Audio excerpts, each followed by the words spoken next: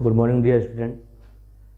जैसा कि हम स्टील पढ़ रहे हैं, उसमें पिछले वीडियो में हमने पढ़ा था इंट्रोडक्शन, और उसमें हम बताए थे आपको कि हम आगे क्या पढ़ेंगे। तो आज का जो पढ़ाई स्टार्ट करने से पहले आपको हम बता देना आज हम क्या क्या पढ़ेंगे। तो स्टील स्ट्रक्चर में आज हम लिख देते हैं इसमें क्या क्या पढ़ना है। जैसे कि इसमें हम पढ़ेंगे various types of load in steel structure. जैसे कि अभी कोई भी स्ट्रक्चर हो तो उसमें कितने टाइप के लोड लगते हैं, उसका क्या इफेक्ट आता है, वो तो हम आगे चल के देखेंगे। कितने टाइप के लोड लगते हैं सबसे पहले वो पढ़ना जरूरी होता है, क्योंकि इसमें बहुत सारे टाइप्स होते हैं। और इसका सेकेंड पार्ट जो होता है एडवांटेज डिसएडवांटेज। सेकेंड पार्ट हो गया एडवांटेज डिसएडवांटेज,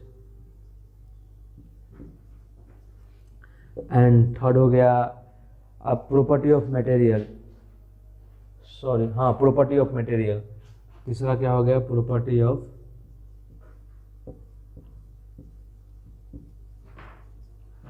मटेरियल। ये प्रॉपर्टी ऑफ मटेरियल में दो पार्ट होता है, एक फिजिकल प्रॉपर्टी, एक मैकेनिकल प्रॉपर्टी। इसमें जो प्रॉपर्टी ऑफ मटेरियल होता है इसमें दो पार्ट होता है, एक होता है फिजिकल प्रॉपर्टीज, दूसरा होता है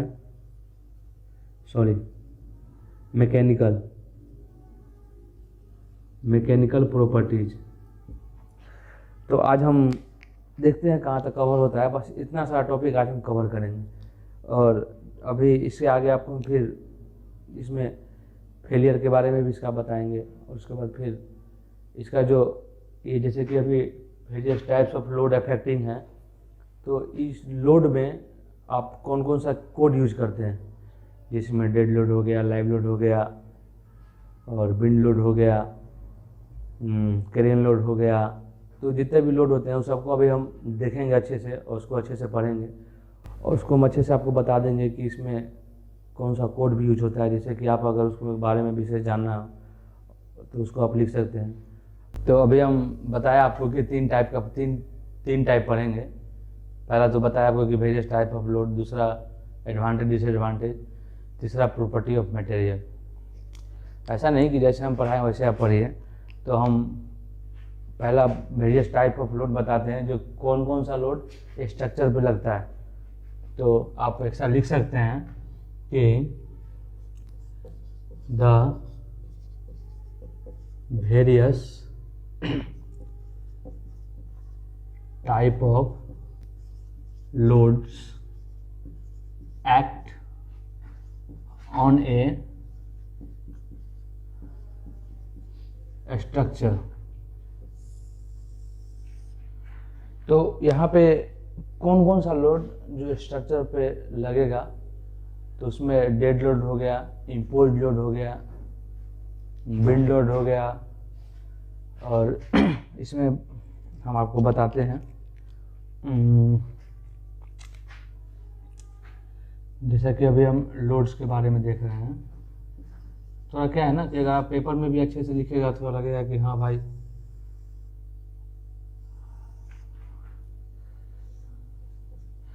पहला आपका हो गया डेड लोड, जिसको हम डीएल से डिनोट करेंगे। पूरे स्ट्रक्चर में कहीं भी आपको डीएल दिख जाए मतलब डेड लोड है। पूरे स्ट्रक्चर में क्या ऐसे भी आप लोड के बारे में कहीं भी पढ़िएगा, वहाँ पर अगर डीएल लिखा दिख जाए तो आप समझ जाइए कि डेड लोड है। आरसीसी में भी वही होता है। और दूसरा हो गया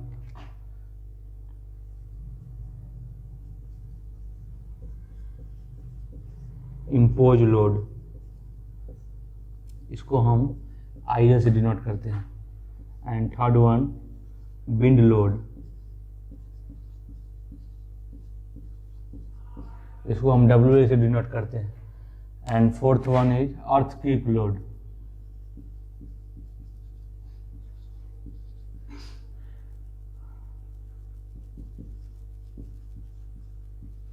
अर्थक्वेक लोड, इसको हम EL से डिनोट करते हैं। तो ऐसा है कि इतने टाइप ऑफ और इसमें लोड होते हैं, जैसे कि इसमें एक्सीडेंट लोड हो गया, या इसमें सेकेंडरी इफेक्ट जो इसमें और आता है। तो एक एक्सीडेंट लोड भी पढ़ना ही पड़ता है, क्योंकि एक्सीडेंट तो भाई अगर आप स्ट्रक्चर बना रहे हैं तो एक्सीडेंट तो पॉसिबल है ही, बट कौन चाहता है कि एक्सीडेंट हो, लेकिन पढ़ना है तो पढ़ना है। एक्सीडेंट लोड, इसको हम AL से डिनोट करेंगे। अब इसमें एक और लोड आता है, कहाँ एडजस्ट कर दें, हम इसी के नीचे एडजस्ट कर देते हैं ना, इसको ठीक है आप मतलब लाइटली इतना लीजिएगा। सेकेंडरी इफेक्ट लोड होता है,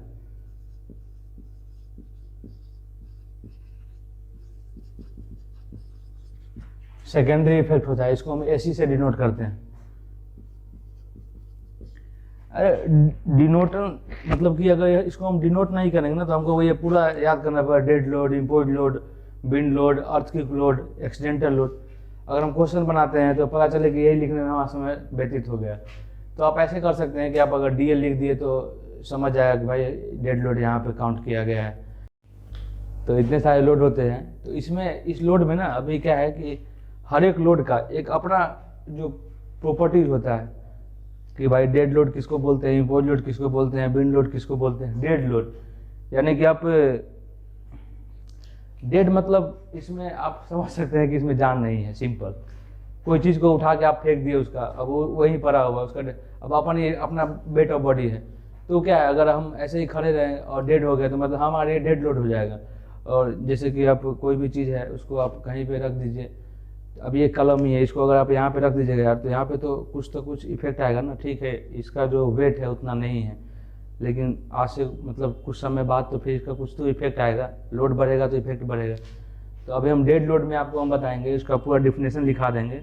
और इसका एक IS कोड होता है जो 875 होता है। अगर आपको इसके बारे में पूरा डिटेल जानना होगा, बेसिस मतलब समझ सकते हैं, ठीक है। तो IS कोड शायद 875 ऐसे ही होता है, हम ऐसे देख लेते हैं। अभी क्या है ना कि इम्पोज लोड, जैसे कि अब डेड लोड पढ़ लिया, अभी इम्पोज लोड होता है। तो इम्पोज लोड का भी कुछ टाइप, इसमें जैसे कि लाइव लोड पढ़ते हैं हम, इम्पोज लोड में हम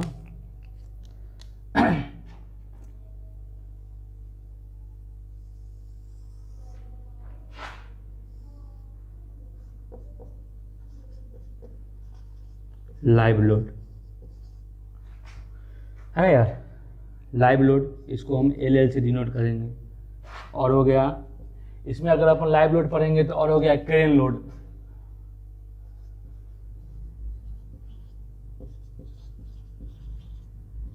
इसको हम CA से डिनोट कर देंगे। और हो गया स्नो लोड,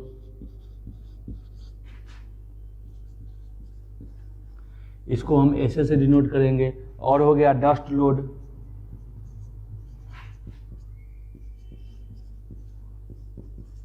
है ना यार, डस्ट लोड होगा ना, snow load, dust load.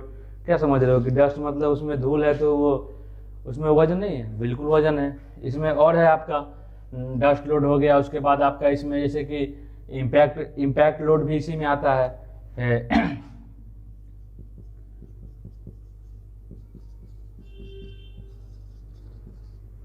Impact load हो गया।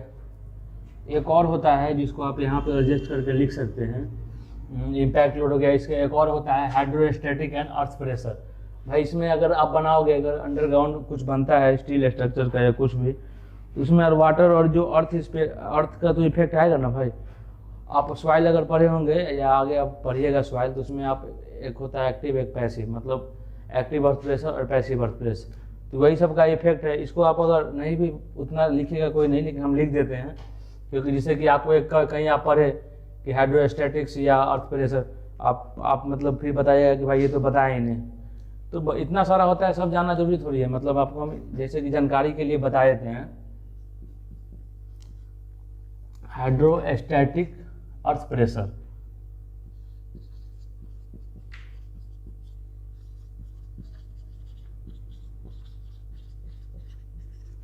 हाइड्रोस्टैटिक अर्थ प्रेशर, इसका कोई मतलब ये नहीं होता है कि हम इसको HEP से डिनोट कर दे।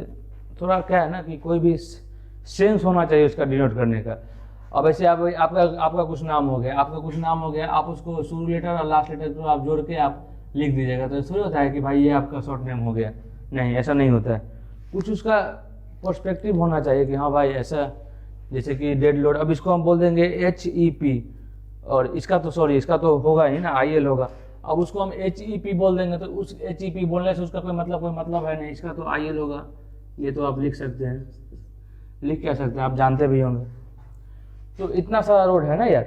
तो अभी क्या है ना कि अभी हम फर्स्ट ऑफ ऑल इसमें शुरुआत करते हैं डेड लोड से, उसके बाद हम देखेंगे इम्पोज लोड। फिर इम्पोज लोड का ये सारा जो लोड है ना, लाइव लोड हो गया, क्रेन लोड हो गया, स्नो लोड हो गया, डस्ट लोड हो गया, इम्पैक्ट लोड हो गया, हाइड्रोस्टैटिक प्रेशर हो गया। उसके बाद हम पढ़ेंगे विंड लोड, फिर अर्थक्वेक लोड पढ़ेंगे, फिर एक्सीडेंटल लोड पढ़ेंगे, और फिर सेकेंडरी इफेक्ट पढ़ेंगे। टाइम तो इसमें लग जाएगा फिर, लेकिन हम देखते हैं कहाँ तक, मतलब इसमें हम सारा बताएंगे आपको। और इसमें जो कोड होता है ना वो भी बता देंगे, जिससे कि आप कभी आगे पढ़े फर्दर में, अगर कहीं एग्जाम में कहीं पूछ दिया तो आप उसमें आपको हेल्प मिल सके। और क्या है ना कि अगर ये जो इतने सारे जो लोड हैं आपको IAS कोड में भी दिया गया है, तो उतना याद अगर आप चाहेंगे कि आप याद ना करें तो आप उससे भी देख के लिख सकते हैं पेपर ऊपर में, क्योंकि यूनिवर्सिटी पेपर में तो आई थिंक IAS कोड भी तो अलाउ रहता ही है। तो जिससे कि आपको थ्योरी उतना पढ़ने की जरूरत नहीं होगी, न्यूमेरिकल पे ध्यान दीजिएगा। अभी क्या है ना कि आपको हम जैसे कि ये पूरा बता दिए ना कि इसमें कौन कौन से load, dead load, wind load, live load, impact, उसका लाइव लोड के अंदर लाइव लोड जो इम्पोज जो देखते होता है उसके अंदर क्या क्या लोड आता है वो हम सारे आपको बता दिए। अब क्या है ना यार कि इसको अब अगले लेक्चर में हम क्या करेंगे कि इसका आपको हम पूरा डिटेल से डिफिनेशन कर देंगे, और डिफिनेशन के साथ साथ आपको हम डिटेल से ये बताएंगे कि ये IAS कोड में कहाँ दिया गया है, जिससे कि क्या होगा ना यार कि आपको ये याद करने में सहूलियत होगा, और याद करने की आवश्यकता नहीं होगी कि अगर आप यूनिवर्सिटी पेपर दे रहे हैं या कोई भी पेपर दे रहे हैं। जिससे क्या होगा ना आपका कि अगर थ्योरी आप नहीं भी पढ़ देगा तो कुछ लिखना है तो आप IAS को फटाफट खोलिएगा, उससे आप लिख सकते हैं।